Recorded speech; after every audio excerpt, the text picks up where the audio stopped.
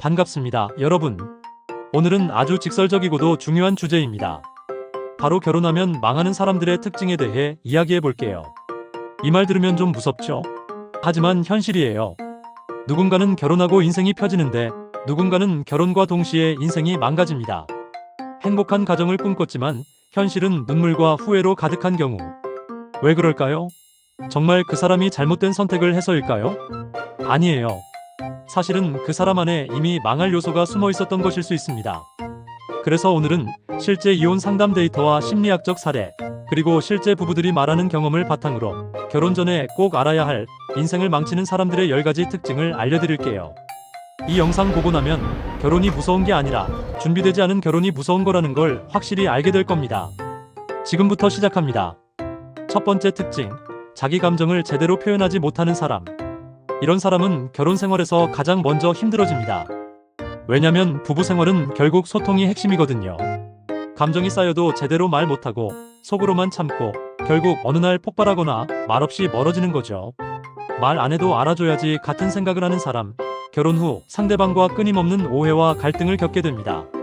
심지어 자기 감정을 인식하지도 못하는 경우 문제가 뭔지도 모르고 관계가 서서히 무너져요. 결혼 전부터 이런 소통 방식이라면 결혼은 고통의 연속이 될 수 있습니다. 결국 행복한 결혼을 위해선 자기 감정을 솔직하고 건강하게 표현할 수 있는 사람이 되어야 해요. 두 번째, 자신의 삶이 없는 사람. 이건 정말 위험합니다. 결혼 전에는 연애에 올인하고 결혼하면 배우자에게 모든 감정과 시간, 기대를 걸어요. 이런 사람은 사랑이 아니라 의존하는 거예요. 처음엔 애틋해 보여도 시간이 지날수록 상대는 숨이 막힙니다. 너 없으면 못 살아가 아니라 너만 있으면 더 안 살아가 되는 거죠.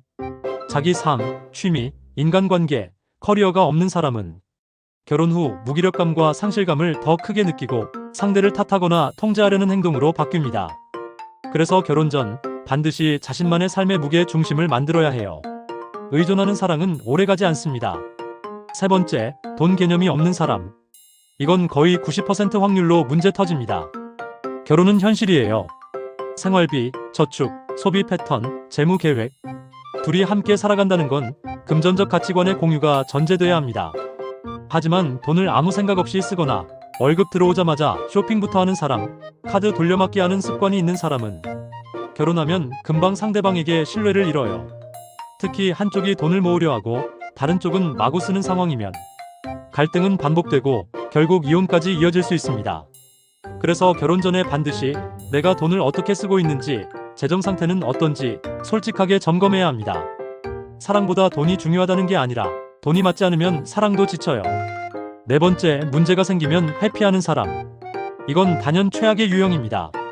문제가 생기면 피하고 모른 척하고 시간 지나면 괜찮겠지 하는 사람. 이런 회피형 인간은 갈등을 해결하지 못하고 오히려 더 키우는 원인이 됩니다. 부부관계는 문제가 생겼을 때 바로 마주보고 이야기해야 쌓이지 않고 정리할 수 있어요. 하지만 회피하는 사람은 침묵하거나 회피하거나 아예 자리를 피하면서 상대를 더 외롭게 만들죠. 이런 관계가 반복되면 결국엔 감정이 고갈되고 나는 혼자 있는 게 더 편하다는 생각이 자리 잡아요. 갈등을 두려워하지 않고 문제를 같이 해결하려는 자세가 없으면 결혼 생활은 절대 오래가지 못합니다. 다섯 번째, 자기 부모에게 과도하게 의존하는 사람. 이건 결혼 후 진짜 치명적입니다. 결혼은 배우자와 가정을 이루는 것이지 엄마 아빠와 셋이 사는 게 아니에요. 하지만 어떤 사람들은 결혼 후에도 문제 생기면 바로 부모에게 말하고 중요한 결정도 부모에게 먼저 물어봅니다. 이런 사람은 배우자보다 부모 의견을 더 중요하게 생각해요. 특히 시댁, 처가 문제에 민감한 한국 문화에서는 이런 태도가 아주 큰 갈등을 부릅니다.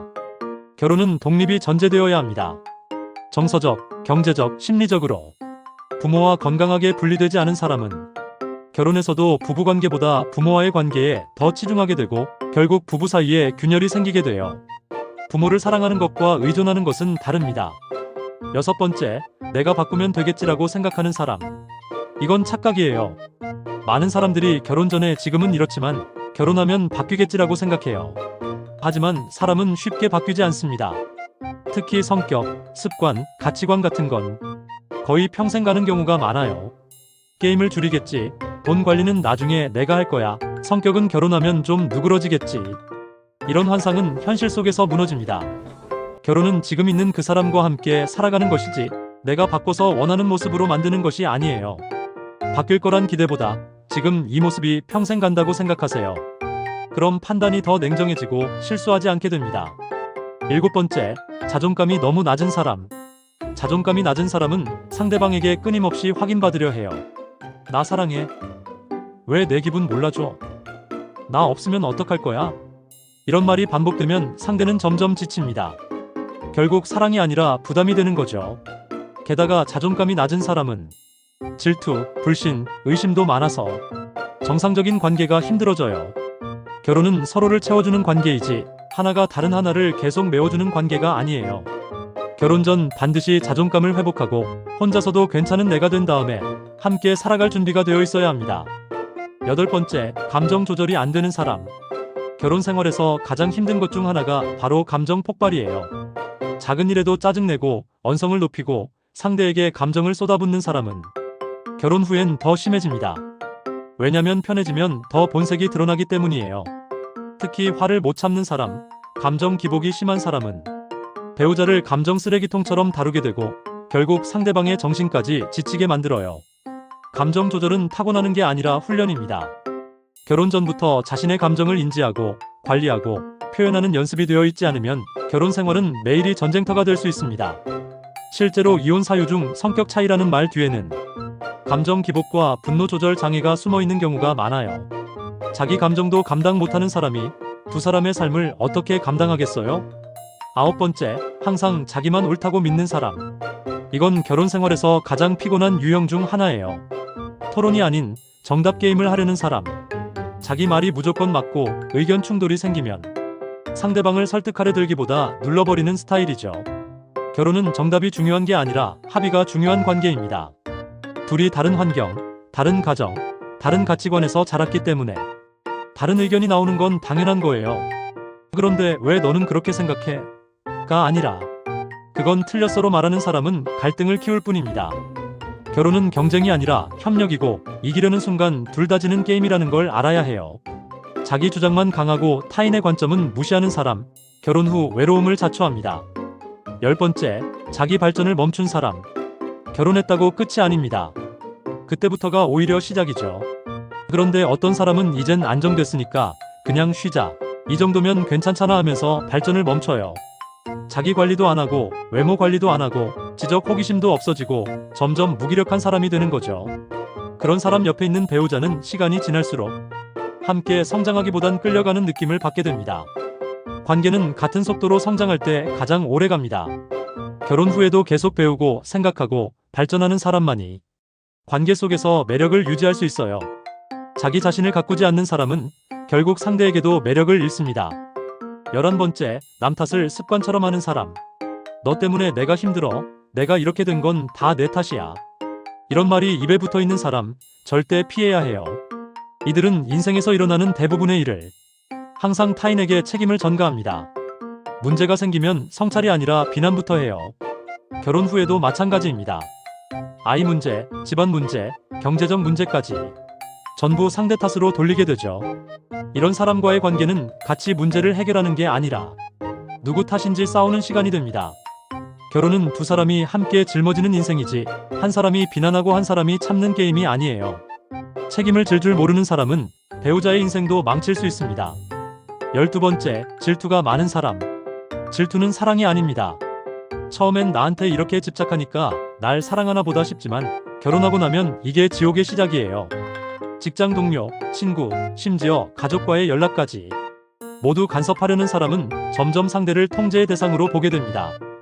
누구랑 통화했어? 왜 이 시간에 귀가해? 그 옷은 왜 입었어? 같은 말이 일상이 되면 상대는 점점 말도 행동도 줄이고 숨막히는 결혼 생활이 시작됩니다. 질투는 결국 불안감과 자존감 부족에서 나오는 감정이에요. 결혼 전에 이런 징후가 있다면 반드시 감정 조절 훈련이 필요합니다. 신뢰 없는 결혼은 오래가지 않습니다. 13번째, 결혼이 해결책이라고 믿는 사람. 지금 불행하지만 결혼하면 괜찮아질 거야. 이 사람 만나면 내 인생도 바뀌겠지. 이런 생각은 아주 위험한 환상이에요. 결혼은 어떤 문제의 해결이 아니라 그 사람과 함께 새로운 문제를 함께 풀어나가는 과정입니다. 현재 자신이 불행하거나 인생에 만족하지 못하는 상태에서 결혼을 돌파구로 삼는다면 결혼 후엔 더 큰 실망을 겪게 됩니다. 그 사람과의 관계는 결국 자신이 만든 삶의 연장선이기 때문에 결혼 전에 내 인생이 만족스러워야 그 안에서도 건강한 관계를 만들 수 있습니다. 결혼은 인생의 선물이지만 해답은 아닙니다. 14번째, 사과를 못하는 사람. 내가 뭘 잘못했는데? 너도 잘못했잖아. 이런 말이 입에 붙은 사람 꼭 기억하세요. 결혼은 사과하는 사람이 이기는 게 아니라 사과할 줄 아는 사람이 관계를 지켜냅니다. 자존심 때문에 지기 싫어서 사과하지 못하는 사람은 결국 갈등을 깊게 만들고 상대방의 마음을 다치게 해요. 때로는 내 잘못이 아닐 수도 있어요. 하지만 상대가 상처를 받았다면 그 마음에 대해 공감하고 다가갈 수 있어야 합니다. 내가 그렇게 느끼게 했구나. 미안해. 이 한마디가 수많은 문제를 해결합니다. 사과 못하는 사람은 사랑을 잃는 사람입니다. 15번째, 결혼을 목표로만 생각하는 사람. 이건 정말 위험한 생각이에요. 30 전에 결혼해야지. 이제 나이 됐으니까 슬슬 해야지. 결혼을 목표로 설정하면 사람을 놓치게 됩니다. 그저 결혼이라는 제도에 맞추기 위해 사람을 고르고 빨리빨리 결정하고 결혼식 날짜에만 집중하는 순간 정작 중요한 이 사람이 나와 평생을 함께할 수 있을까? 는 놓치게 되는 거예요. 결혼은 과정이고 그 과정 속에 상대가 중심이 되어야 해요. 결혼은 도착지가 아니라 함께 걷는 여정의 시작점이라는 걸 기억하세요. 지금까지 결혼하면 망하는 사람들의 815번째 특징까지 알아봤습니다. 이 특징들을 보며 나도 그런데 싶었다면 지금이 기회입니다. 결혼 전 자신을 돌아보고 결혼 후에도 끊임없이 성장하려는 태도, 그게 행복한 부부의 핵심입니다. 결혼은 현실입니다. 하지만 준비된 사람에겐 최고의 선물이 될 수 있어요. 좋아요와 구독은 영상 제작에 큰 힘이 됩니다. 여러분의 생각도 댓글로 남겨주세요.